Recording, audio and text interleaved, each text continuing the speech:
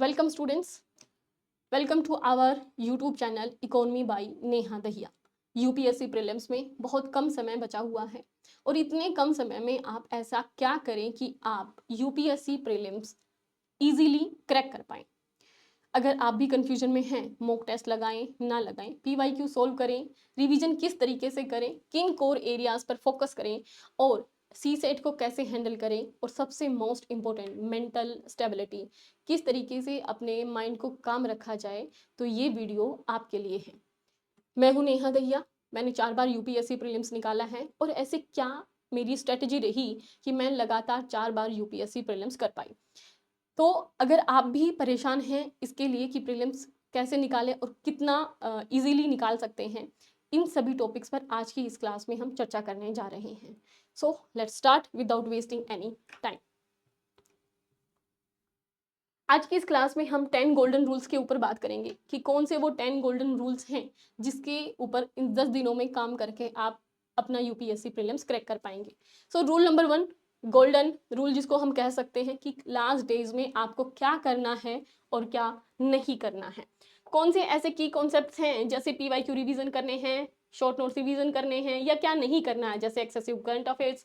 10 days का smart plan क्या हो सकता है 10 to 8 डेज में, या इन 10 डेज में ऐसे कौन से कोर एरिया हैं जिसको आप रिवाइज कर पाएंगे और अपना स्कोर इनहेंस कर पाएंगे। पीवाईक्यू का डोमिनेशन क्या रहेगा, यूपीएससी की एलिमिनेशन ट्रिक्स कैसे काम करती हैं, डेली का आपका टाइम टेबल क्या होना चाहिए एंड एग्जाम डे की क्या स्ट्रेटजी आपकी रहनी चाहिए, plus the most important thing C set. Last 10 days में आपकी सी सेट को लेकर के क्या स्ट्रेटजी रहनी चाहिए, क्योंकि यूपीएससी में हिंदी मीडियम में सबसे ज़्यादा सी सेट में बच्चे फेल होते हैं। रीज़न इसके कई सारे हैं, स्ट्रेटजी सबसे मेन इंपॉर्टेंट चीज़ है।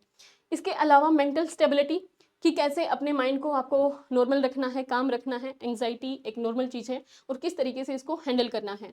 एंड फाइनल गोल्डन टिप्स क्या होने चाहिए, किस तरीके से आप इन 10 डेज में अपना सिलेक्शन सुनिश्चित कर पाएंगे। सो सबसे पहले स्टार्ट करते हैं।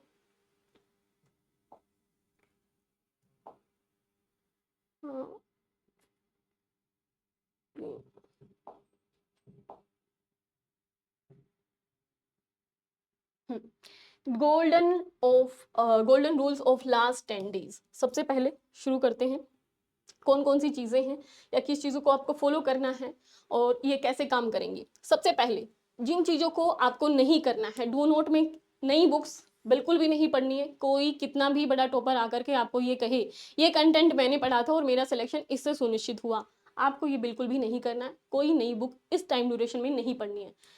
पीडीएफ्स की बहुत ही भरमार रहेगी टेलीग्राम चैनल पर या फिर आपके व्हाट्सएप चैनल पर भी, आपके फ्रेंड्स के जरिए भी सर्कुलेट बहुत ज़्यादा रहेंगी। हर कोचिंग इंस्टीट्यूट बार बार आपको बताएगा ये पढ़ लो वो पढ़ लो, लास्ट 10 डेज में इनका रिवीजन कर लो।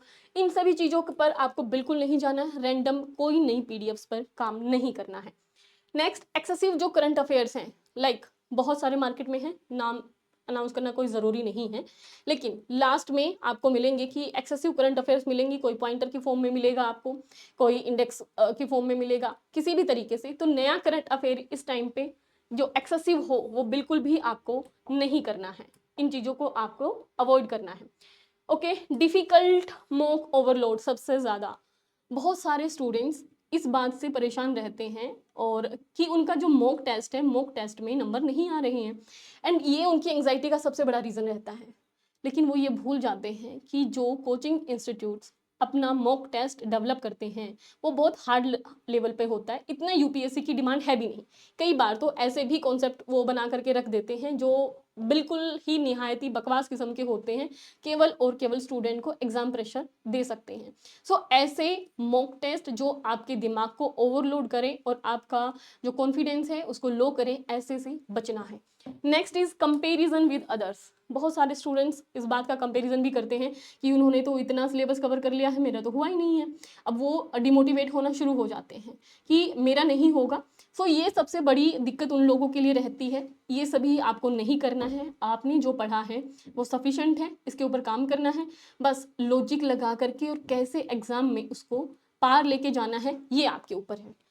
कई तरीके के सोशल मीडिया पे डिस्ट्रैक्शंस होते हैं, इन सभी चीज़ों से भी आपको बचना है। नाउ क्या चीज़ें इंपॉर्टेंट हैं वो अलग चीज़ है। पहले कुछ और बची हैं, उनको भी देख लेते हैं। ये तो हो ही गया कि टू मैनी मॉक स्ट्रेस लेकर के आएंगे, क्वालिटी ओवर क्वांटिटी, ये सब हो गया। Now what should we do? PYQ का रिवीजन करना है, जितना हो सके उतना पीवाईक्यू का रिवीजन आप लोगों को करना है।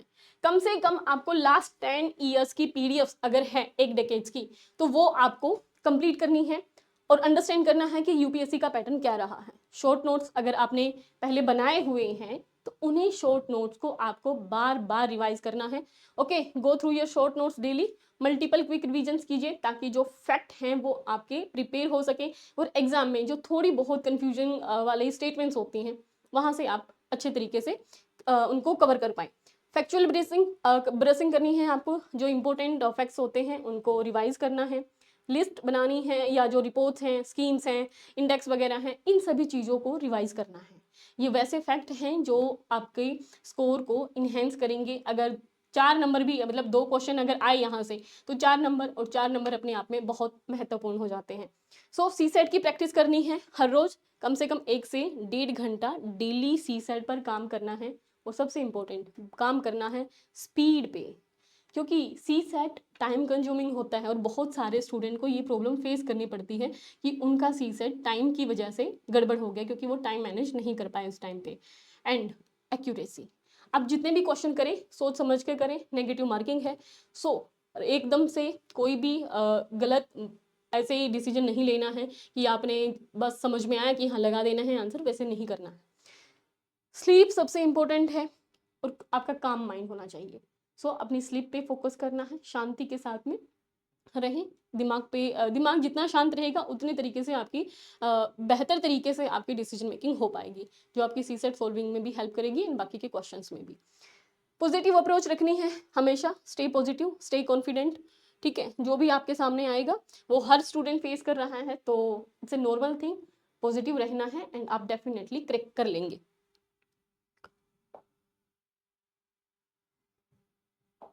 ठीक है, नेक्स्ट चलते हैं।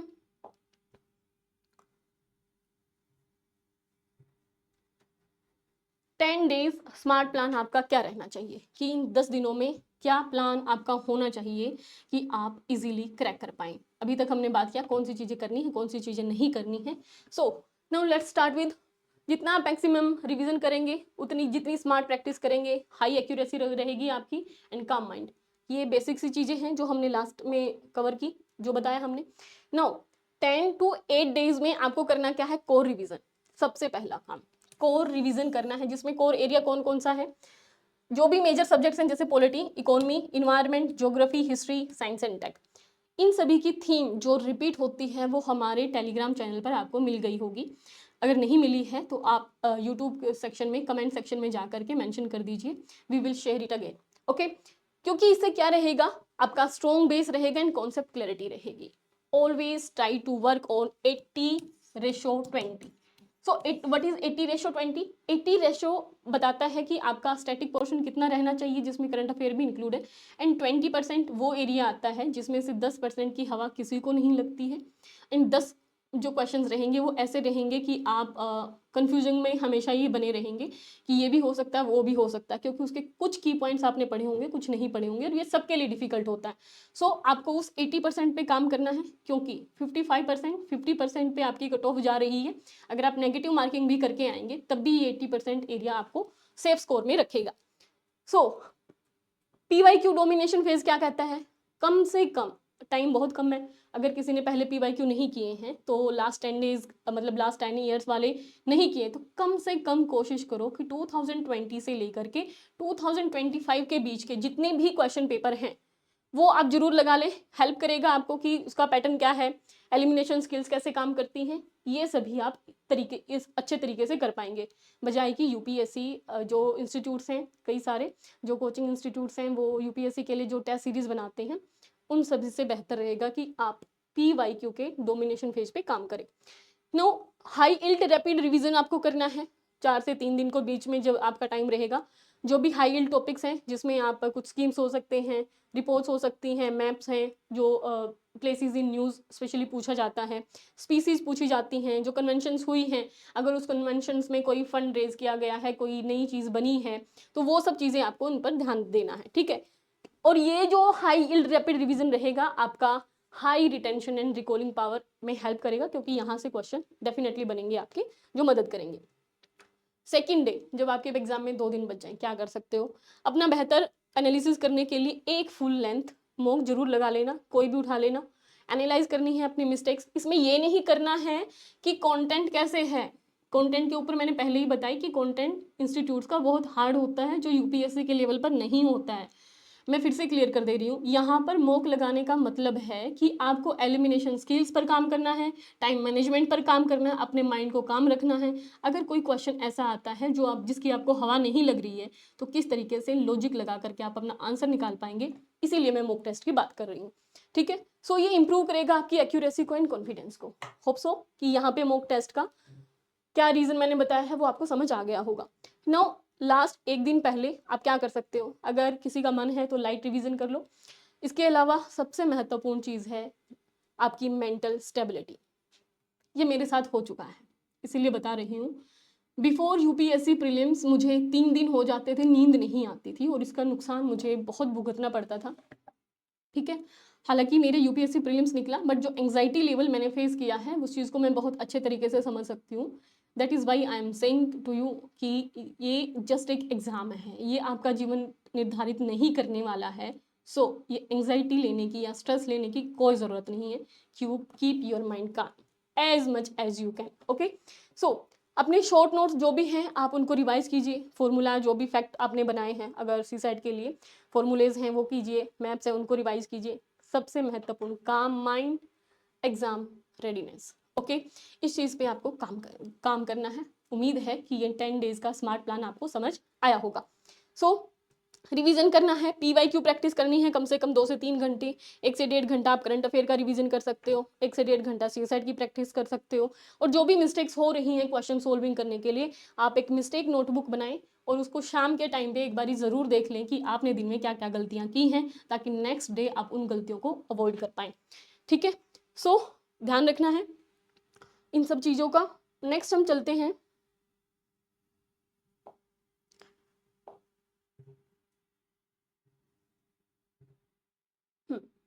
कोर एरिया, कि कैसे आपको ये कोर एरिया पे रिवीजन करना है, जो हमने 10 to 8 डेज में जिस कोर एरिया की बात की इन 2 से 3 दिन में कौन कौन से ऐसे की पॉइंट्स हैं जिनके ऊपर आपको ध्यान रखना।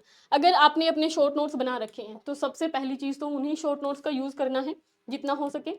ठीक है, शॉर्ट नोट्स का यूज़ करना है। क्विक रिवीजन शीट्स बनानी है अगर पॉसिबल है तो, नहीं बनाया है तो केवल उसी में हाईलाइट करते हुए चले। हाईलाइट करना है उनको, जो डायग्राम्स या मैप्स आपने बनाए हैं उनको आप रिवाइज कीजिए एंड मोस्ट इंपॉर्टेंट बिना देखे उसको याद करने की कोशिश कीजिए, क्योंकि यही चीज़ें हैं जो आपके एग्जाम के टाइम पे आपके माइंड शार्पनेस को शो करेंगे। क्लियर? सो कौन कौन से सब्जेक्ट हैं, उनमें से क्या कोर एरिया है ये वैसे आपको पता होगा, बट फिर भी एक बारी मैं रिवाइज करा देती हूँ। पॉलिटी सेक्शन में आपको फंडामेंटल राइट्स पे काम करना है, क्योंकि यहाँ से क्वेश्चन आते ही हैं। फंडामेंटल राइट्स है, डीपीएसपी है, कॉन्स्टिट्यूशनल बॉडीज हैं, पार्लियामेंट, इमरजेंसी प्रोविजंस, अमेंडमेंट्स जो अभी हाल में हुए हैं उनके ऊपर जरूर काम कर लेना। ये 4-5 पॉइंट मैंने बता दिए हैं। इकोनॉमी के ऊपर इन्फ्लेशन हो गया, बैंकिंग सेक्टर हो गया, बजट अगर किसी ने नहीं पढ़ा है तो हाईलाइट्स पढ़ लीजिए, physical policies, external sectors, RBI tools. खैर ये सब चीज़ें मैं इकोनॉमी के स्टूडेंट्स को बहुत बार बता चुकी हूँ कि कैसे पीवाईक्यू को एनालिसिस करना है, कैसे पढ़ना है, बट टाइम बहुत कम है तो केवल कोर एरिया की हम बात कर लेते हैं। सो इन्वायरमेंट के ऊपर आपको क्या काम करना है, national parks and wild life, plus वो उनका एरिया के सराउंडिंग्स में कौन सी रिवर जा रही है, क्या उनकी स्पेसिफिकेशंस है, ये सभी यूपीएससी क्वेश्चन वहाँ से पूछता है, तो थोड़ा सा जरूर पढ़ लेना, गूगल कर लेना इनको। स्पीसीज जो अभी न्यूज़ में रही होंगी, रेड डेटा लिस्ट जो आती है, क्लाइमेट कन्वेंशंस एंड इकोलॉजी का कुछ बेसिक सी चीज़ें हैं जो आपको ध्यान रखनी है। ज्योग्राफी में आपको मैपिंग जो प्लेसेस इन न्यूज़ रहे होंगे उनके ऊपर काम करना है, क्लाइमेटोलॉजी सेक्शन पे काम करना है, रिवर्स पे, एग्रीकल्चर सेक्टर पे, और इम्पोर्टेंट जो लैंड फॉर्म्स हैं उनके ऊपर। साइंस एंड टेक सेक्शन में अगर हम बात करें तो साइंस एंड टेक में आपको करना है स्पेस मिशन जो भी हैं, बायोटेक्नोलॉजी, एआई का बेसिक्स, और इम्पोर्टेंट इन्वेंशंस जो भी हुई हैं, इन सभी चीज़ों पर काम करना है। ये कोर एरिया है, इस कोर एरिया के कोर सब टॉपिक्स हमने डिस्कस कर लिए हैं। नाउ नेक्स्ट क्या है हमारे पास में, पीवाईक्यू डोमिनेशंस। ठीक है, next is PYQ domination. So PYQ dominations में हमें कैसे काम करना है कि पीवाईक्यू हमारे लिए हेल्पफुल हो सके। मैंने बताया कि जिन लोगों ने अभी तक में कोई भी अगर PYQ नहीं सोल्व किए हैं, ये कहाँ चले गए भाई,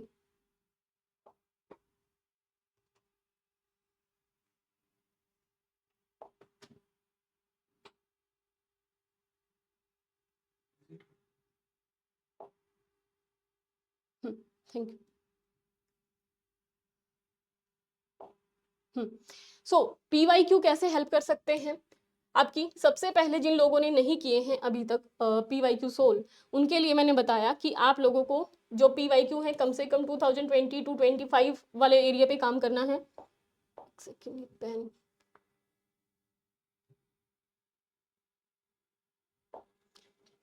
ठीक है, टाइमली प्रैक्टिस करनी है आपको।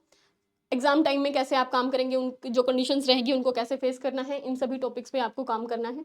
इसके अलावा लॉजिक को समझना है कि कोई भी क्वेश्चन अगर सही है तो क्यों सही है, और अगर गलत है तो क्या उसके रीजन हो सकते हैं। कई बार ऐसी स्टेटमेंट्स हो सकती हैं कि आपको कंट्राडिक्टरी स्टेटमेंट्स मिल जाती हैं। तो एक स्टेटमेंट मान लो आपको आती है कि हाँ ये सही हो सकती है, बट उसकी कंट्राडिक्टरी स्टेटमेंट अगर दी गई है तो आपको समझ जाना है कि ये स्टेटमेंट गलत होगी, क्योंकि दो मतलब कंट्राडिक्शन एक ही क्वेश्चन के स्टेटमेंट में नहीं हो सकते हैं। एंड यूपीएससी अभी क्वेश्चन पूछती है कि इनमें से कितनी स्टेटमेंट सही हैं, 2 सही हैं, 3 सही है, ये एक नया पैटर्न है। तो अगर कंट्राडिक्टरी स्टेटमेंट है तो डेफिनेटली वो गलत हो सकती है। इस चीज़ पे आपको ध्यान देना है। तो जितना आपने पढ़ा है उसके साथ मोस्ट इंपॉर्टेंट थिंग कि आपको लॉजिक समझना है। अपनी एक करनी है नोटबुक जिसमें आपने मिस्टेक्स की हैं, आप उनको समझ सकें अच्छे तरीके से। रिवाइज करने हैं एंड रिपीट करने हैं, जो भी आपके टॉपिक्स हैं जो आपने पूरे सप्ताह में पढ़े हैं, उन चीज़ों को आपको ध्यान रखना है। इसके बाद में ट्रैप कहाँ पर है यूपीएससी का, कहाँ पर यूपीएससी आपको फंसा सकती है, उन चीज़ों पर आपको ध्यान रखना है। सो एक्सट्रीम वर्ड जहाँ पे भी मिलेंगे, ऑलवेज, नेवर, ओनली, कंप्लीटली, ये इस तरीके के जो शब्द मिले दैट मीन्स वो एक्सट्रीमिज्म है, और वहाँ पर 90% स्टेटमेंट गलत ही होती हैं। इस चीज़ का आपको ध्यान रखना है। हाफ ट्रू स्टेटमेंट्स आपको मिलेंगी। फॉर एग्जाम्पल किसी भी इंस्टीट्यूट की या किसी भी ऑर्गेनाइजेशन की एस्टेब्लिशमेंट से क्वेश्चन है, उसकी स्थापना से संबंधित है या उसके फंक्शन के बारे में है, तो हो सकता है या तो उसका ईयर आपको गलत दे रखा होगा, उसका हेडक्वार्टर गलत दे रखा होगा, एक ही लाइन में अगर दे रखी है तो उसका इंडेक्स या रिपोर्ट का नाम गलत दे रखा होगा, कोई फंड रेज हुआ तो उसके बारे में, उसकी वर्किंग प्रोफाइल के बारे में, बीच में आधी स्टेटमेंट सही होगी, आधी गलत होगी। ठीक है, तो यहाँ पर आपको ट्रैप करने की यूपीएससी कोशिश करती है, इससे आपको बचना है। आउट ऑफ कंटेक्स्ट फैक्ट भी होंगे बहुत सारे। आउट ऑफ कंटेक्स्ट फैक्ट का मतलब ये है कि फॉर एग्जांपल जैसे कोई एक बार यूपीएससी में क्वेश्चन पूछा गया था कि एक फंड रेज हुआ था जिसमें हर कंट्रीज वो था 100 करोड़ डॉलर का था वो, ठीक है, 100 अरब डॉलर का, बट स्टेटमेंट में था 1000। अब इतना ज़्यादा फंड कोई भी कंट्रीज देने को तैयार था वैसे भी नहीं होगा, सो वो एक्सट्रीमिज्म वाली स्टेटमेंट भी थी and out of context fact भी थी, सो वो गलत थी। इसीलिए आउट ऑफ कंटेक्स्ट जो फैक्ट रहेंगे उसके ऊपर आपको काम करना है कि वो गलत ही होंगे। सिमिलर साउंडिंग ऑप्शंस अगर आपको दिख रहे हैं तो वहाँ पे भी आपको थोड़ा बचने की ज़रूरत है, वहाँ पर यूपीएससी आपको ट्रैप करने की कोशिश में है। डेटा, ईयर, रिपोर्ट, ये तो है ही, इसमें तो कोई बताने वाली बात है ही नहीं, तो इनसे आपको बचना है। जितना आप PYQ को अंडरस्टैंड करेंगे, प्रैक्टिस करेंगे, उतनी ही ज़्यादा आपके लिए सक्सेसफुल होगी। ठीक है, नेक्स्ट है यूपीएससी एलिमिनेशन ट्रिक्स, कि कैसे आप क्वेश्चंस को जो ऑप्शंस दे रखे हैं उसको एलिमिनेट कर पाएंगे और अपना स्कोर इन्हेंस कर पाएंगे। ये सबसे महत्वपूर्ण चीज़ है, क्योंकि लगभग कैंडिडेट्स को एवरेजली अगर हम बात करें, जो एक्स्ट्रा ऑर्डिनरी है मैं उनकी बात नहीं कर रही हूँ, उनके लिए क्लास है भी नहीं। सो जो एवरेज स्टूडेंट्स हैं यूपीएससी वाले, वो उन लोगों के साथ में क्या होते हैं, 40% ऑफ पेपर उनको आता है, बट अपने साथ प्रॉब्लम ये होती है कि हम रिस्क लेने में भी रिस्क भी लेना पड़ता है बहुत सारे क्वेश्चंस का, क्योंकि नेगेटिव मार्किंग से और एग्जाम प्रेशर इतना ज़्यादा होता है कि अपने जो 40 आते हैं ना, हमको वो भी डाउटफुल लगने लग जाते हैं। सो यूपीएससी एलिमिनेशन ट्रिक आपकी वहाँ पर हेल्प करती है कि आप अपने स्कोर को इन्हेंस कर पाएंगे, क्योंकि 1/3 नेगेटिव मार्किंग है। अगर आप रिस्क भी लेते हैं तो कितना आपको रिस्क लेना है, इस चीज़ का ध्यान रखना है। सो सबसे पहले क्वेश्चन को बहुत ध्यान से पढ़ना है। कई बारी टाइम मैनेजमेंट के इशू की वजह से बहुत स्पीडली हम क्वेश्चंस को पढ़ रहे होते हैं, लास्ट में घर आ करके देखते हैं कि अरे ये तो सही होना था, गलत लगा के आ गए, और ये मैक्सिमम स्टूडेंट्स के साथ में होता है। रीज़न आपका जो प्रेजेंस ऑफ माइंड है वो उस समय पे काम नहीं कर रहा है। ठीक है, सो हमेशा जब भी आप क्वेश्चन को सोल्व करें तो absence of mind and presence of mind का ध्यान रखें कि कहाँ पे आपको अपना माइंड प्रेजेंस रखना है और कहाँ पर एब्सेंस रखना है। ठीक है, सो एग्जाम टाइम पे कोशिश कीजिए कि एब्सेंस ऑफ माइंड वाली स्थिति आपके साथ ना हो।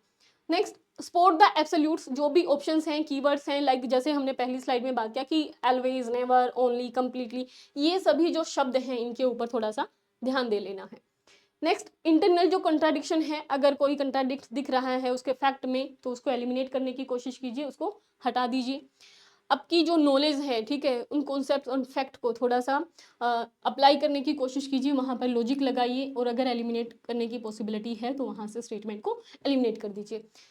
कंपेयर करने ही ऑप्शंस को, जो रिमेनिंग ऑप्शंस हैं वहाँ से मोस्ट एक्यूरेट ऑप्शंस कौन सा हो सकता है, इसके ऊपर काम करना है। और ये ट्रिक आपकी काम करती है सी सेट वाले सेक्शन में, जब आप रीडिंग कंप्रीहेंशन वाला जो सेक्शन है, ठीक है, वहाँ पर आपका मोस्ट एक्यूरेट कौन सा हो सकता है इस पर आपको जाना है। सबसे पहली बात, रीडिंग कंप्रीहेंशन में एक खासियत रहती है कि वो आपको लगेगा चारों ऑप्शन सही हो सकते हैं, ये भी सही, वो भी सही, ये भी सही, बट आपको पैराग्राफ के अकॉर्डिंग जो स्टेटमेंट है, जो कंक्लूजन निकल रहा है, ठीक है, उसके ऊपर जाना है। एक्स्ट्रा दिमाग लगाने की कोई आवश्यकता नहीं है। वहाँ पे यूपीएससी आपसे सेलेक्टिव माइंड की बात करना चाहता है कि आपको जो दिखाया जा रहा है केवल उतना ही देखने की कोशिश करनी है। रीड द लाइन जो है उसके साथ में रीड बिटवीन द लाइंस करने की कोशिश कीजिए। यही आपका सी सेट में रीडिंग कॉम्प्रिहेंशन को सोल्व करने का एक मूल मंत्र हो सकता है, ठीक है। रीड बिटवीन द लाइंस, अगर आपका कॉन्सेप्ट क्लियर है तो आप सी सेट के कॉम्प्रिहेंशन को बहुत इजीली तरीके से सोल्व कर पाएंगे। Now test your first logic. अगर आपने कोई एक अप्लाई कर दिया है कोई लॉजिक और जो आपके ऑप्शन है उनके ऊपर फिट बैठता है, तो अपनी जजमेंट को सही समझना है, क्योंकि कई बार सब कॉन्शियस माइंड में हमारी बहुत सारी चीज़ें बैठी हुई होती हैं और अगर हम उसके ऊपर लॉजिक लगा देते हैं तो वो गलत हो जाती हैं। सो अपने सब कॉन्शियस माइंड के ऊपर भरोसा करना। बहुत बारी ऐसी चीज़ें होती हैं जो हम पहले से पढ़े हुए हैं एंड फर्स्ट क्लिक पे हमें लगता है कि हाँ ये सही है, ये हमारा सब कॉन्शियस माइंड है जो परफेक्टली आंसर कर रहा है, बट हम एग्जाम में हैं, हम यूपीएससी के स्टूडेंट हैं, तो हम अपने दिमाग को कम कैसे आंक सकते हैं। सो हम उसके ऊपर और जोर देने की कोशिश करते हैं, उसको ओवरलोड करते हैं एंड वहाँ पे कन्फ्यूजन की स्थिति आ जाती है एंड क्वेश्चन के स्टेटमेंट आप गलत करके आ जाते हैं। सो ये हमेशा ध्यान रखना है, ठीक है। क्विक चेकलिस्ट में क्वेश्चंस को 2 बार कम से कम पढ़ लेना है। जो भी एक्सट्रीम या एब्सोल्यूट स्टेटमेंट्स हैं उनके ऊपर ध्यान देना है, एलिमिनेट करना है रॉन्ग ऑप्शंस को सबसे पहले, उसके बाद में जो आपके नॉलेज है, लॉजिक है, उसके ऊपर काम करना है एंड कंपेयर करना है। जो भी एब्सोल्यूट जो बेस्ट हो सकता है उस आंसर को आपको क्लिक करना है, क्योंकि यूपीएससी प्रीलिम्स में एलिमिनेशन आपकी हाफ बैटल को जीतने में मदद कर सकता है, इसका आपको ध्यान रखना है। क्वेश्चन को ध्यान से पढ़ना है क्योंकि ये आपको हेल्प करेगा कि क्या पूछा गया, एलिमिनेट करेगा अगर आप रॉन्ग ऑप्शंस को, तो ये रिमूव करेगा क्लियरली इनकरेक्ट वंस को। उसके अलावा आपको अपनी नॉलेज लॉजिक लगाने हैं एंड बेस्ट जो ऑप्शंस आपका सही रह सकता है, एक्यूरेट हो सकता है, पॉसिबिलिटी जिसकी सबसे ज़्यादा है उसको आपको क्लिक करना है, ठीक है। डेली का टाइम टेबल ये हर स्टूडेंट के लिए अलग हो सकता है, बट जो मैंने फॉलो किया था, ये मैंने अपना टाइम टेबल यहाँ पर मेंशन किया है, इसने मेरी हेल्प की थी।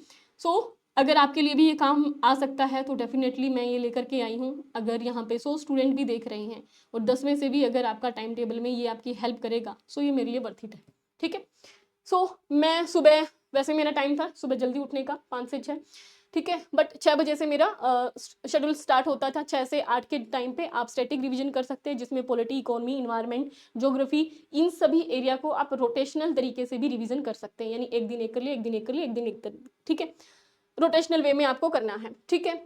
8 से 9 बजे के टाइम पे करंट अफेयर, जो न्यूज़पेपर के नोट्स मैंने बनाए थे या मंथली करंट अफेयर की जो मैगजीन्स थी, क्योंकि आपसे यूपीएससी 1 से 1.5 साल के दौरान वाला करंट अफेयर पूछता है।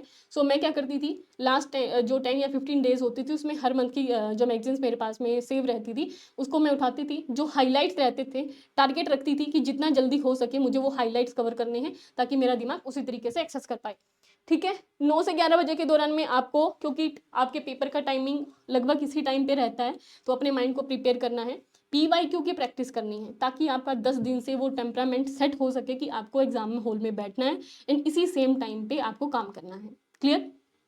क्योंकि कई बार क्या होता है ना, स्टूडेंट्स होते नहीं है, एग्जाम टाइम टेबल उनका दूसरा होता है एंड एग्जाम हॉल में जब जाते हैं फिर भी नींद के लटके आते हैं और फिर क्वेश्चन गलत करके आते हैं। ऐसा बहुत सारे स्टूडेंट्स के साथ में होता है। सो अवॉइड करना है इन सभी चीज़ों को, पीवाईक्यू प्रैक्टिस करनी है। आप लोगों को मैंने टारगेट दिया कि कम से कम जिन्होंने नहीं किए हैं वो 2020 टू 2025 के बीच के क्वेश्चंस सोल्व कर लीजिए।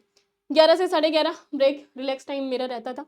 उसके बाद में फिर 11:30 से 1:30 के बीच में टॉपिक रिवीजन करती थी, जो हाई यील्ड टॉपिक्स हैं जिनके बारे में हमने बात की, जिनके शॉर्ट नोट्स हम बनाए हुए होते हैं, जो अगर क्लाइमेट कन्वेंशंस हुई हैं बहुत सारी, कोई इंस्टीट्यूट डेवलप हुआ है, एआई से रिलेटेड है, बायोटेक्नोलॉजी से रिलेटेड है, क्योंकि मेरा साइंस सेक्शन थोड़ा सा वीक रहा है, ठीक है। सो मैं उसके ऊपर ज़्यादा जोर देती थी। तो उसमें जो टर्मिनोलॉजीज न्यूज़ में रही होंगी, नई इन्वेंशंस हुई हैं, स्पेस टेक्नोलॉजी या डिफेंस टेक्नोलॉजी, उनके ऊपर मैं ज़्यादा जोर देती थी। इस टाइम ड्यूरेशन में मैं उन्हीं के ऊपर काम करती थी। सो फिर 1.5 से 2.5 घंटे के बीच में लंच, या आपका जो भी रिसेट करना है आपको माइंड, उस तरीके से आप काम कीजिए। 2:30 से 4:30 बजे फिर से PYQ लगाना है, क्योंकि सी सेट का टाइम है आपका। सो यहाँ पर डेली आपको 1 सेक्शनल या फुल लेंथ मॉक लगाना है अल्टरनेट डेज पे। यहाँ पे फिर से रिपीट कर दे रही हूँ कि आप बाद में ये मत कहना मैडम आपने मॉक लगाने के लिए दिया था, कहा था, और हम कॉन्फिडेंस हमारा लूज हो गया है। मैं अभी भी क्लियर कर रही हूँ, वहाँ पे मॉक का मतलब आपको उन चीज़ों पर, वहाँ परसेंटेज नहीं देखनी है, कितने क्वेश्चन सोल्व कर रहे हैं, ये नहीं काम करना है। काम करना है एलिमिनेशन टेक्निक पे, टाइम मैनेजमेंट पे, किस तरीके से लॉजिक लगा के आप अपने आंसर निकाल सकते हैं, इन चीज़ों पे, ठीक है। क्योंकि कंटेंट जितना होना था वो हो चुका है। 4:30 से 5 बजे तक एनालिसिस करना है, जो भी आपकी गलतियां हुई हैं उनके नोट्स बनाने हैं। उसके बाद 5 से 7 स्टैटिक रिवीजन, जो भी आपके वीक एरियाज हैं, जैसे डायग्राम्स हो गए हैं, मैप्स हो गया है, प्लेसेस इन न्यूज़, ठीक है, इस टाइप की। 7 से 8 break time, walk, relax, take a break. 8 से 10 के स्लॉट में फिर से लाइट रिवीजन, ठीक है, क्विक रिवीजन, और जो भी आपके फ्लैश कार्ड्स हैं उनके ऊपर आप काम कर सकते हैं। ये था मेरा टाइम टेबल, एंड डेफिनेटली ये एग्जाम ओरिएंटेड भी था, तो ये मेरे लिए बहुत हेल्पफुल रहा। होप्स कि आपके लिए भी काम करे। फोकस करना है जितना ज़्यादा आप रिवीजन कर सकें, बजाय कि नई लर्निंग्स के, क्योंकि जितना आपने पढ़ा हो चुका। अब अगर नया पढ़ भी लोगे तो डाउट में रहोगे, क्योंकि रिवीजन उसका होगा नहीं। एंड ह्यूमन साइकोलॉजी के अकॉर्डिंग आप एक कुछ टाइम के बाद में, 2-3 दिन के बाद में, लगभग 50% ऑफ थिंग्स को अगर आपने रिवाइज नहीं किया तो भूल जाते हो, ठीक है। और एग्जाम प्रेशर में ये चीज़ें ज़्यादा काम करती हैं। So mental stability the most important thing. कैसे काम करेंगे आप मेंटल स्टेबिलिटी पे अपनी, क्योंकि एग्ज़ाम में आपके यही काम आएंगे। इसका रीज़न क्या है, बहुत सारे स्टूडेंट्स जो हैं यूपीएससी की प्रिपरेशन करने वाले, वो मिडिल क्लास फैमिली से आते हैं। बहुत सारे इमोशनल लोग होते हैं, फैमिली उनकी बहुत एक्सपेक्टेशंस रखती हैं। बहुत सारे लोग लगभग जो यूपीएससी की तैयारी करते हैं, 80% ऑफ द स्टूडेंट्स अब अपने घरों के ऐसे चिराग रहते हैं जो पढ़ने में बहुत तेज रहे होते हैं। सो एक्सपेक्टेशंस भी उनसे ज़्यादा रहती हैं। तो इमोशनल प्लस एग्ज़ाम का प्रेशर, इन सभी चीज़ों को हैंडल कर पाना बहुत मुश्किल टास्क हो जाता है। सो सब मेरी आप सभी से हाथ जोड़कर विनम्र प्रार्थना है, ये एग्ज़ाम आपका भविष्य डिसाइड नहीं करता है। इमोशनल होकर के, परेशान होकर के, अपने मेंटल स्टेबिलिटी को ख़राब करके आप और ज़्यादा स्थिति को भयानक कर सकते हैं। इससे बचने की कोशिश कीजिए, ठीक है। सो एक्सेप्ट करें एंड ट्रस्ट करें कि स्ट्रेस नॉर्मल है, और हर कैंडिडेट इसी फेज से गुजर रहा है। आप जिस सीट पे बैठे हैं, आपसे पीछे वाला हो सकता है आपसे 2 गुना स्ट्रेस का जीवन लेकर के चल रहा है। तो एक्सेप्ट करें, ये नॉर्मल है, एंग्जाइटी नॉर्मल है, ये हर किसी के साथ में है। ट्रस्ट करें अपनी प्रिपरेशन को, इन प्रोसेस को, अपने आप पर भरोसा रखें कि आज तक आप जितना बेहतर करते आए हैं, आगे भी आप बेहतर ही करेंगे। सो पॉजिटिव रहना है। नेक्स्ट, फोकस करना है टुडे नोट द रिजल्ट। सबसे पहले गीता का आप एक लाइन है जो सब बोलते हैं, कर्म करो फल की चिंता मत करो, सेम यहाँ पे भी है। आपने पूरे साल, 1.5 साल, जितना भी टाइम आपने प्रिपरेशन पे लिया है, वो आपने अपना कर्म किया है, उसी का परिणाम आपको मिलेगा। अभी लास्ट फेज है, तो जो युद्ध की तैयारी आप कर रहे हैं, उस कर्म पे भरोसा कीजिए। आपने जितनी प्रैक्टिस की है वही आपके काम भी आएगी, ठीक है। सो अपने आप के जो एफर्ट्स हैं उनको कंट्रोल करने की कोशिश आप कर सकते हैं। जो आउटकम्स हैं वो जो रहेंगे बेहतर ही रहेंगे, ठीक है। आप अपना बेस्ट कीजिए बस। अपना एक डेली रूटीन है उसको थोड़ा सा काम कीजिए। मैंने बताया कि नहीं तो फिर एक हमारे मित्र थे जिनको सी सेट के पेपर में नींद आती थी और हर बार फेल होकर आते थे। जीएस उनका बहुत स्ट्रॉन्ग था, बट सी सेट में हमेशा फेल हो करके आते थे। रीज़न यही था कि उनकी काम माइंड नहीं है, स्लीप पूरी नहीं है। सो आपको इन चीज़ों के ऊपर ध्यान देना है, ठीक है। रूटीन ब्रिंग स्टेबिलिटी, एंड जितना आपका रूटीन अच्छा रहेगा उतनी आपकी जो वरीज हैं वो कम होंगी। शॉर्ट ब्रेक्स लेने हैं 5-5 मिनट के बाद में, जब भी हो सके अपना कोई भी काम म्यूजिक सुन सकते हैं, वॉक के लिए जा सकते हैं। अपने आप को दूसरों से कंपेयर नहीं करना है, नेगेटिव थॉट्स को अवॉइड करना है। कई एक बहुत महत्वपूर्ण क्वेश्चन है, उसमें लोग ये कहते हैं ये नहीं हुआ तो क्या, ये नहीं हुआ तो क्या। बहुत सारे ऐसे स्टूडेंट्स भी होंगे जो अपने लास्ट अटेम्प्ट में होंगे, बहुत सारे स्टूडेंट ऐसे होंगे जो फर्स्ट अटेम्प्ट में होंगे। सो फर्स्ट अटेम्प्ट वालों के लिए तो अपॉर्चुनिटीज़ अभी हैं, समझ आता है, बट जो लास्ट अटेम्प्ट वाले हैं उनके लिए ये थोड़ा क्वेश्चन हो जाता है, ये नहीं हुआ तो क्या। तो मेरा उनको यही सलाह, ये नहीं हुआ तब भी जीवन है, ठीक है। सो अपने आप को पॉजिटिव वेज में लेके जाना है, इस चीज़ का आपको ध्यान रखना है, ठीक है। डीप ब्रेथ लेनी है, ज़्यादा ओवरवेल्म नहीं होना है। जो भी अगर आपको कोई प्रॉब्लम्स हैं, ऐसा लग रहा है जो दिमाग में चल रही हैं, सर्कुलेट हो रही हैं, मेरे साथ ऐसा होता था, बहुत सारी ऐसी प्रॉब्लम्स थी जो आप किसी के साथ शेयर नहीं कर सकते हैं, फैमिली की वजह से हो सकती हैं, इमोशनल चीज़ें हो सकती हैं। सो सबसे बेहतर क्या कर सकते हैं, आप उन चीज़ों को जर्नलिंग करना शुरू कर दीजिए, लिखना शुरू कर दीजिए, लिखिए। जब एक बार आप भरपूर लिख देंगे ना उन चीज़ों को, तो आपको लगेगा कि बहुत सारी चीज़ें हैं, स्ट्रेस है आपका निकल गया है, देन उनको फाड़ करके फेंक दीजिए, खत्म कहानी, ठीक है। सो आपको हमेशा ध्यान रखना है कि ये फेज़ है, हार्डवर्क आपने किया है वो पे करेगा, और ये फेज़ है वो निकल जाएगा। अगर स्ट्रेस है तो वो भी आपके लिए है, ठीक है, और ये आपको स्ट्रॉन्ग बनाएगा उतना जितना आप सोच भी नहीं सकते हैं। सबसे महत्वपूर्ण चीज़ अब बात कर लेते हैं सी सेट के ऊपर, मोस्ट इंपॉर्टेंट सेगमेंट। इसके बिना अगर आपने ये क्वालिफाई नहीं किया तो आप जीएस में 200 में से 200 लेकर के आ जाओ, कोई मतलब नहीं निकलने वाला है। क्या करना है, कौन सा की एरिया है जिसके ऊपर आपको काम करना है और कैसे सी सेट क्वालिफाई कर सकते हो। सबसे पहले यहाँ पे 4 या 5 जो भी कॉमन चीज़ें हैं ये आपको पता ही होंगी। आपको जहाँ पर ध्यान देना है, कंप्रीहेंशन, ठीक है, कंप्रीहेंशन से क्वेश्चन पूछेगा आपका। भाई चल क्यों नहीं रहा है, ठीक है। क्वांटिटेटिव एप्टीट्यूड है, बेसिक्स प्लस स्पीड पे आपको काम करना है। रीजनिंग अगर है तो वहाँ पे लॉजिक लगाने हैं। एनालिटिकल चीज़ों पे काम करना है, डिसीजन मेकिंग्स पे काम करना है, and accuracy plus time management के ऊपर काम करना है, ठीक है। ये फोकस एरिया है जिन पर आपको काम करना है। अब कौन से किस टॉपिक्स पे फोकस करना है इन 10 दिनों में, ये आप देख लीजिए। सबसे पहले आपको यूपीएससी के पीवाईक्यू करने हैं, अंडरस्टैंड करना है पैटर्न। ये नहीं है कि आपने मैथ, रीजनिंग कुछ भी एसएससी वाली उठाया और करना शुरू कर दिया। पहली चीज़ क्लियरली बता दूं, यूपीएससी आपसे लॉजिकल क्वेश्चन पूछता है, चाहे वो मैथ के हों चाहे रीजनिंग के हों। वो आपसे मल्टीप्लाई, कैलकुलेशन, कैलकुलेटिव वो क्वेश्चन पूछेगा ही नहीं, आपसे काम ही नहीं है आपका। सो उसके ऊपर एक्स्ट्रा एफर्ट लगाने की ज़रूरत नहीं है। कोर एरिया सेलेक्ट कीजिए एंड लॉजिक लगा करके अपने क्वेश्चन को सोल्व करने की कोशिश कीजिए। अगर कैलकुलेटिव कोई क्वेश्चन पूछ भी रहा है तो वहाँ पर भी लॉजिक छुपा हुआ होगा जो विद इन 1 मिनट आप आंसर कर पाएंगे। सो एनालाइज करना है आपको, पास पेपर्स जितने भी हुए हैं वहाँ से इंपॉर्टेंट टॉपिक्स को हाईलाइट कर लेना है, ठीक है, कि ये कोर एरिया है। डे 9 पे आपको क्या करना है, उसके बाद में क्वांट का जो बेसिक्स हैं, अर्थमेटिक जो बेसिक्स हैं उनके ऊपर आपको काम करना है। जैसे 2 की पावर 347 है तो उसका लास्ट वाला डिजिट क्या आएगा, इस तरीके के जो क्वेश्चन हैं अर्थमेटिक वाले, उनके ऊपर आपको काम करना है। फॉर्मूलाज की प्रैक्टिस कर सकते हो। रीजनिंग सेक्शन में आप क्या कर सकते हो कि जो सिलोजियम्स वाले पार्ट हैं, ठीक है, या वेन डायग्राम्स है, सीरीज हैं, स्टेटमेंट है, अजम्पशंस हैं, इनके ऊपर आप काम करने की कोशिश कीजिए। इसके बाद में कंप्रीहेंशन वाला जो सेगमेंट है आपका, कंप्रीहेंशन पे जाइए। जो भी पैसेज वगैरह दे रखे हैं आपको उनको डेली करने की कोशिश करना है आपको, ठीक है। जो भी पैसेज हैं यहाँ पे उनके ऊपर काम कीजिए, प्रैक्टिस करना है। जो भी इंटरफेरेंस या क्वेश्चंस हैं उनके ऊपर। तो इस पे क्यों नहीं चल रहा भाई, इसके साथ भी अजीब अजीब समस्या है, ठीक है। उसके बाद में डे 6 पे आपको मॉक टेस्ट देने हैं। फुल लेंथ का जो टेस्ट है उसमें से आपको जो भी आपकी मिस्टेक्स हैं उनको एनालिसिस करना है। उसके बाद वीक एरियाज कौन कौन से हैं उनको एक बार ज़रूर रिवाइज कर लीजिएगा। डे 3 के ऊपर आपको क्या करना है, रिवीजन करना है, शॉर्ट नोट्स बनाने हैं। जो भी अगर आपने बनाए हैं तो उन फॉर्मूलाज को आप रिवीजन कर लीजिए। सेकंड डेज पे फिर से मॉक टेस्ट लगा लीजिए। ये यहाँ पे एक शेड्यूल मैंने दे रखा है, अगर आपको फॉलो करना है तो आप देख सकते हैं। मैं साइड हट जाती हूँ, आप चाहें तो उसका स्क्रीनशॉट भी ले सकते हैं, ठीक है।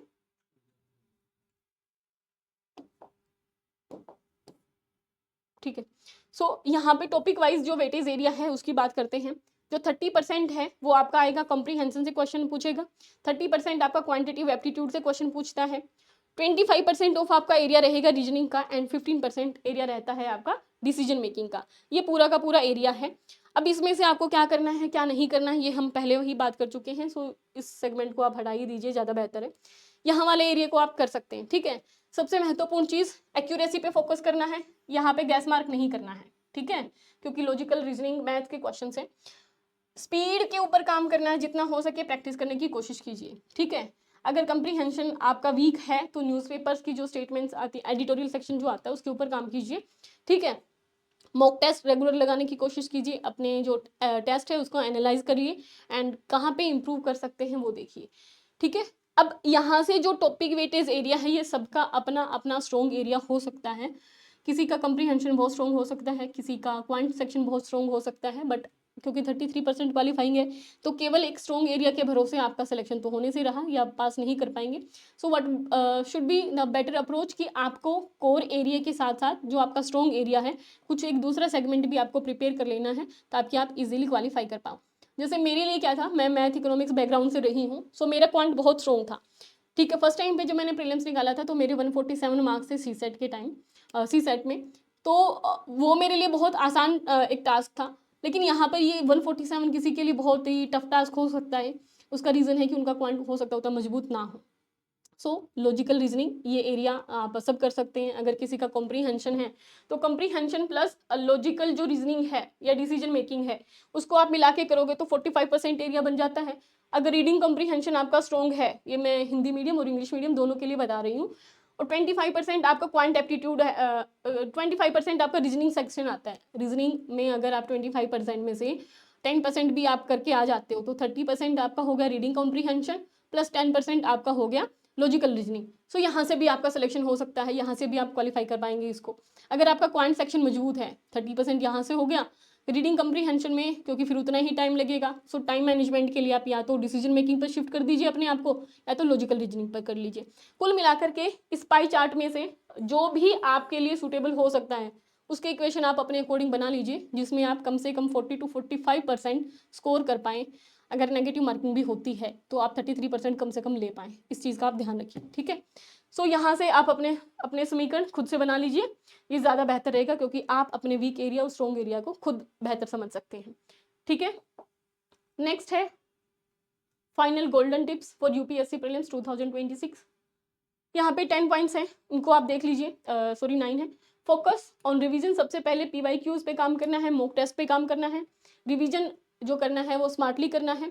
शॉर्ट नोट्स अगर आपके पास में है तो उनसे कीजिए। जो की पॉइंट्स आपने बनाए हैं डेली उनसे आप रिवीजन कीजिए। PYQ सबसे पहले रखना है टॉप पे। वैसे तो ये कम से कम 2015 से 25 तक आपको करना है, बट इतना नहीं कर पा रहे हैं तो कम से कम 5 साल का फिर से रिपीट कर दे रही हूँ, जरूर करके चले जाना। PYQ ही आपको सिलेक्शन दिलवा सकता है। ठीक है, क्योंकि PYQ है ना आपकी एक बाउंड्री लाइन क्रिएट कर देता है। जैसे हर गेम के अंदर एक बाउंड्री लाइन होती है, ओके, और गेम का रूल कहता है इसी बाउंड्री लाइन के अंदर आपको खेलना है। जितना उछल कूद करनी है, जो भी रूल सेटअप होते हैं वो उसी गेम की बाउंड्री के अंदर होते हैं। PYQ आपके लिए वही बाउंड्री लाइन सेटअप करता है। ठीक है, सो PYQ मोस्ट इंपॉर्टेंट थिंग है। मैनेजमेंट करना है टाइम का, प्रैक्टिस करनी है टाइम मैनेजमेंट की मॉक्स के टाइम के लिए एंड एलिमिनेशन टेक्निक्स के लिए। बाकी सब चीज़ें जो मैंने पहले ही डिस्कस कर दी हैं। कंसिस्टेंट रहना है, क्योंकि थोड़े थोड़े से भी आप डेली एफर्ट लगाएंगे वो ज़्यादा बेटर रिजल्ट देंगे, बजाय कि एक दिन आपने पूरे 24 घंटे पढ़े क्योंकि एग्जाम का प्रेशर है, अगले दिन पता चला आप बीमार हो गए हैं, कोई काम नहीं आएगा। सो कंसिस्टेंटली आपको काम करना है, थोड़ा थोड़ा भी आप करेंगे वो बेहतर रिजल्ट दे सकता है आपको। Stay calm, keep your mind calm and positive. Sleep and health आपकी प्रॉपर होनी चाहिए, और सबसे महत्वपूर्ण अपने आप पर भरोसा रखना है। आप बेहतर कर पाएंगे। जब आप यहाँ तक अगर जीवन में आए हैं, आपको मौका मिला है, तो आगे भी आपको मौका मिलेगा। इस पर अपना भरोसा रखें, आप बहुत बेहतर कर पाएंगे। सो अपना बेस्ट जितना हो सके एग्जाम टाइम पे उतना बेस्ट दीजिए। फोकस रहना है, काम रहना है। ये सब स्ट्रेटजी थी, इनके ऊपर आप काम कर सकते हैं। आई होप ये क्लास आपके लिए वर्ती साबित हो। एंड आप कमेंट सेक्शन में जब भी आपका प्रीलिम्स का रिजल्ट आए आप डेफिनेटली एक खुशखबरी जरूर दें, हमें इंतजार रहेगा। ठीक है, होप सो ये सब चीज़ें आपको क्लियर हो गई होंगी। कोई डाउट अगर रहेगा तो आप कमेंट सेक्शन में मेंशन कर सकते हैं। We will discuss on those topic in next class. पढ़ते रहिए, आगे बढ़ते रहिए, and all the best for UPSC prelims 2026 for all candidates.